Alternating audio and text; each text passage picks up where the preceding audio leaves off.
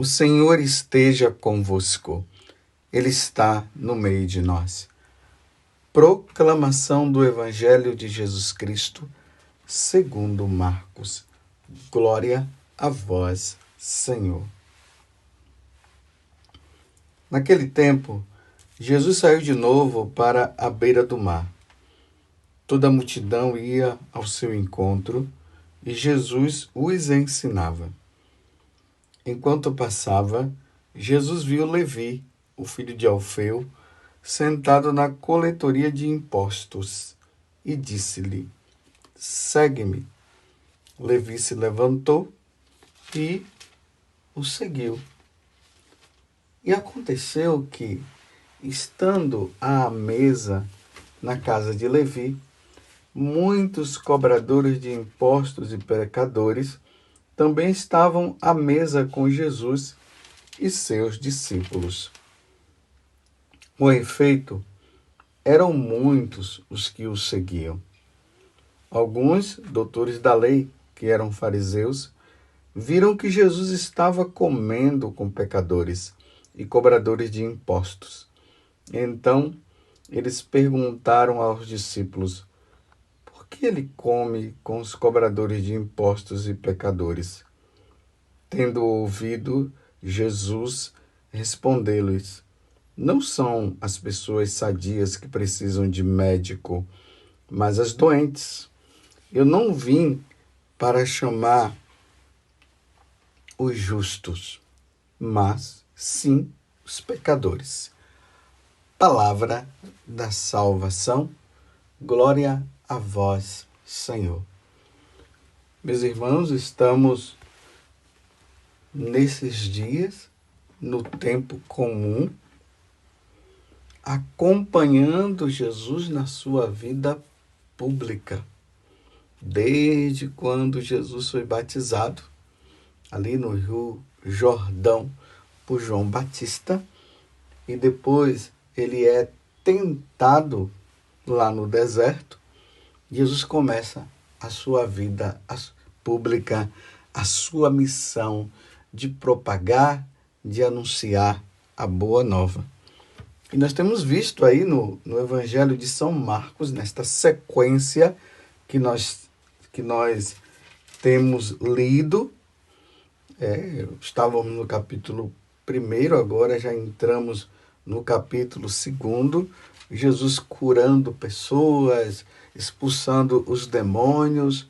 E perceba uma coisa, que o local aonde Jesus está é na região da Galileia, ali na casa da sogra de Pedro, na sinagoga, porque a sinagoga é a casa de Pedro e da sogra de Pedro são vizinhos, e no mar da Galileia. Tudo que está acontecendo é nesse local. Sinagoga, casa da sogra de Simão Pedro, que identifica também como sendo a casa de Pedro e de André, e ali no mar da Galileia. Vejam que hoje a proclamação do Evangelho começa dizendo: Jesus saiu de novo para a beira do mar. E qual é o mar? O mar da Galileia. E ali vem acontecendo vários fatos. Primeiro, Jesus curando muitas pessoas de suas enfermidades, expulsando demônios, ensinando as pessoas. E já de uns 2 dias para cá, estamos agora no 3º dia, na verdade, começou a se identificar pessoas. Primeiro nós vimos lá o leproso, que Jesus curou. Depois o paralítico, que foi levado ali na casa da sogra de Pedro. E agora Levi, que depois vai se tornar o grande apóstolo Mateus e o evangelista também, porque ele escreveu também o evangelho de nosso Senhor Jesus Cristo, segundo São Mateus. Quem era Levi? aqui está dizendo, deixando bem claro, era um cobrador de impostos. Ele ficava ali na coletoria, recebendo o dinheiro que as pessoas, que os judeus eram obrigados a pagar. Aqueles impostos para César. E Levi não era fácil, não. Ele era corrupto. Ele pegava os impostos, recolhia e uma parte ficava para ele e a outra parte ele dava também. Dava para César. Ele não era amado pelos judeus, porque ele não era um facilitador. Ele estava pensando nele. E Jesus, na sua infinita misericórdia, passa, olha para Levi e diz: segue-me. E aqui Marcos deixa bem claro, Levi se levantou e o seguiu. Alguma coisa o impulsionou, que ele acabou deixando. Provavelmente não, Levi ouviu a fama de Jesus, mas continuava ali naquela vidinha de corrupção. E Jesus querendo salvá-lo.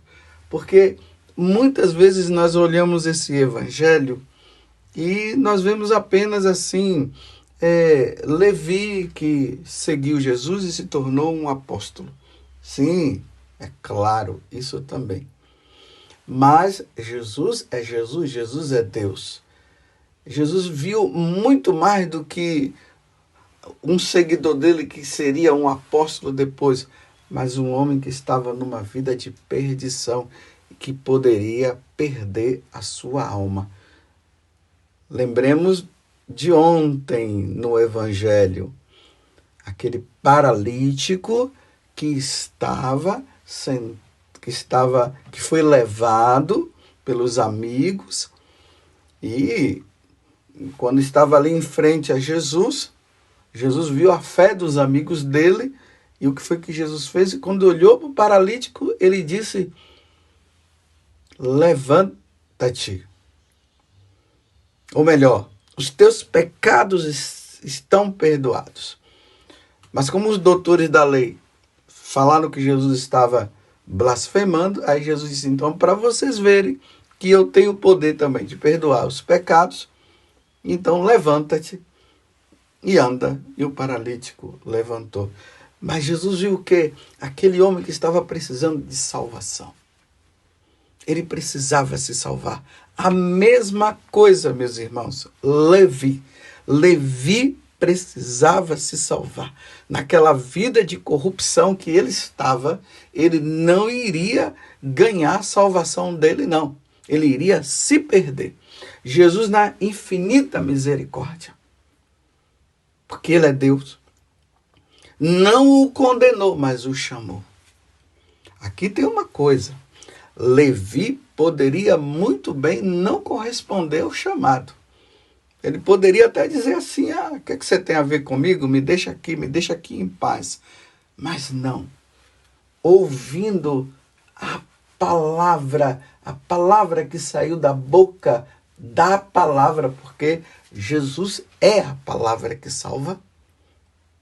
Ele é o Salvador. Lembremos lá no capítulo 1 do Evangelho de São João.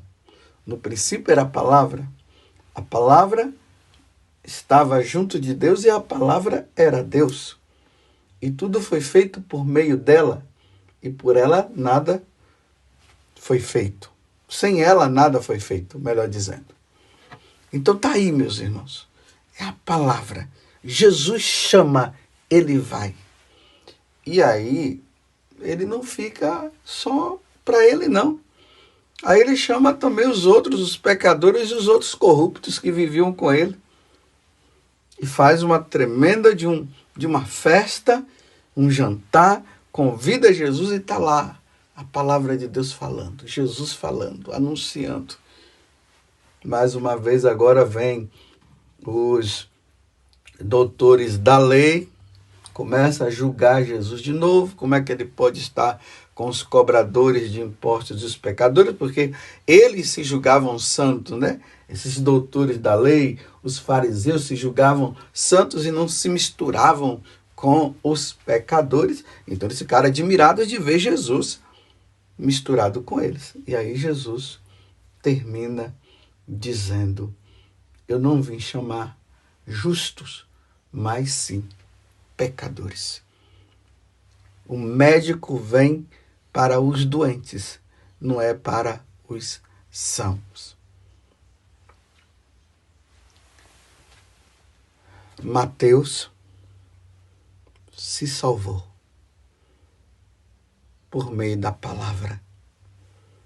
A palavra que é Jesus, nosso Senhor.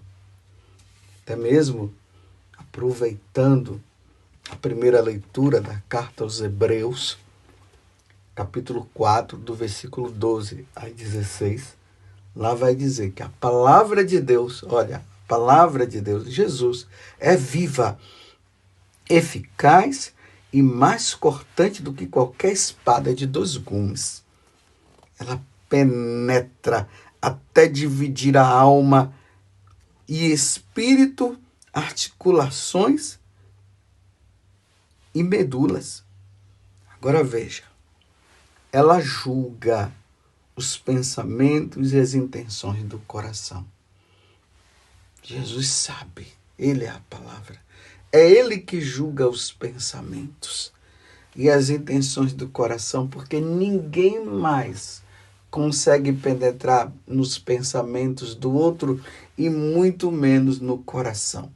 Nós podemos deduzir as situações a partir, a partir do momento em que as pessoas vão agindo, vão fazendo. E muitas vezes nós podemos até julgar de forma até errada. Mas Jesus não. Ele é a palavra. Ele penetra. E essa palavra, ela julga os pensamentos e as intenções do coração. E não há criatura que possa ocultar-se diante dela. Nenhum ser humano pode se ocultar diante da palavra, diante de nosso Senhor, diante dos seus ensinamentos. Vou dizer uma coisa, não adianta se esconder não para pecar, porque pode ser que os seres humanos não vejam, mas Deus vê. Ninguém pode ocultar-se diante dela. Tudo está nu e descoberto aos seus olhos, e é a ela que devemos prestar contas. Um dia iremos prestar contas diante desta palavra que é Jesus e diante dos ensinamentos que ele nos trouxe. O Salmo 18, na liturgia de hoje, o refrão vai dizer: vossas palavras são espírito e são vida. Tendes palavra ao Senhor de vida eterna. A palavra de Jesus nos dá vida eterna. Ela nos salva, porque a lei do Senhor é perfeita. Vem dizer que eu li algumas coisas na palavra de Deus lá, que está tudo errado. Não, não tem nada errado. É perfeita. Ela conforta a nossa alma. E os preceitos do Senhor são precisos. São precisos. É ela que nos redime, é ela que nos salva. Aqui eu pergunto para você, diante desta palavra que é Jesus, que chamou Levi, que estava com os pecadores, os cobradores de impostos. E ele mesmo, aqui Marcos vai dizer que Jesus disse que ele veio. Eu não vim, vou usar a própria palavra que está aqui. Eu não vim para chamar justos, mas sim pecadores. quanto tempo faz que você não medita a palavra de Deus? Quanto tempo faz que você parou e colocou de lado? É interessante, meus irmãos, que a Sagrada Escritura é o livro mais vendido, mas também não é o mais lido, não. Pessoas que compram ali a Sagrada Escritura, onde está a palavra de Deus que nos salva, Ele que nos ensina, coloca lá num lugar especial na casa, mas ninguém lê. As teias de aranha já estão tomando conta. Como nós iremos nos salvar sem ouvir o que Deus tem a nos dizer e nos indicar e nos mostrar? Lembremos que lá no Antigo Testamento Deus disse que Ele ia colocar no coração das pessoas uma fome da sua palavra. Sede também, mas fome da sua palavra. O mundo de hoje, se os homens estão se perdendo, é porque não estão ouvindo a Deus. Não estão meditando a palavra que cura e que salva, que nos liberta das entranhas e das amarras do pecado e das garras de Satanás. Você tem lido a palavra de Deus? Seremos julgados por ela. Um dia quando Deus me chamar, eu que anuncio essa palavra, que na minha insignificância, mas com auxílio de Deus, eu ajudo você a compreender, mas eu ajudo você a compreender a partir daquilo que eu medito, que eu leio todos os dias. E ali, consultando os santos padres, o que a igreja nos deixou como esse depósito da fé. Eu medito para mim e depois medito e levo para você. Por eu ser sacerdote, eu tenho essa obrigação de ter que falar, de ter que anunciar. Você tem lido a palavra de Deus? E como eu estava falando antes, um dia, tudo que eu falei, tudo que eu ensinei, eu irei prestar contas a Deus do que eu vivi e do que eu não vivi. Peço muito a Deus a graça da fidelidade. Que Deus me dê a graça da fidelidade. Tem pessoas que por preguiça, ou até por medo de Deus, porque nós não devemos ter medo de Deus assim, não é nesse sentido. Ele diz, eu não vou ler não a palavra de Deus, porque lá vai começar a falar coisas que eu gosto de fazer e vai dizer que é para eu não fazer. Ignorância. Me desculpe, burrice. Não quer se salvar, não. Quer se perder. Está premeditando para depois, quem sabe, chegar diante de Deus. Eu não sabia. Não sabia o quê? Sabia sim. Não, você não quis e se escondeu, fugiu. Nós não podemos fugir da palavra. Nós precisamos buscá-la, porque ela veio para nos salvar. Eu não vim para chamar justos, mas sim os pecadores. Aonde tiver um pecador, Deus está ali a nos falar e está dizendo, saia, saia, saia, vá por aqui, não vá por aí, porque senão você vai se perder. Foi isso que Jesus veio nos fazer. E era isso que acontecia quando as pessoas ouviam. Imagina, Levi, sentado na coletoria de impostos, na corrupção, Jesus passa e diz, segue-me. Olha a palavra, segue-me. E ele o seguiu e nunca mais o abandonou. E aonde é que está Levi agora? Faz parte do coro dos apóstolos lá no céu. Porque foi fiel. E não somente ele foi fiel, mas ele também ensinou. Vamos, meus irmãos, vamos meditar a palavra de Deus. Vamos ler. Vamos ouvir essa palavra que nos salva, porque os preceitos do Senhor, eles são precisos, como diz o Salmo 18 hoje. São precisos. É conforto para a alma.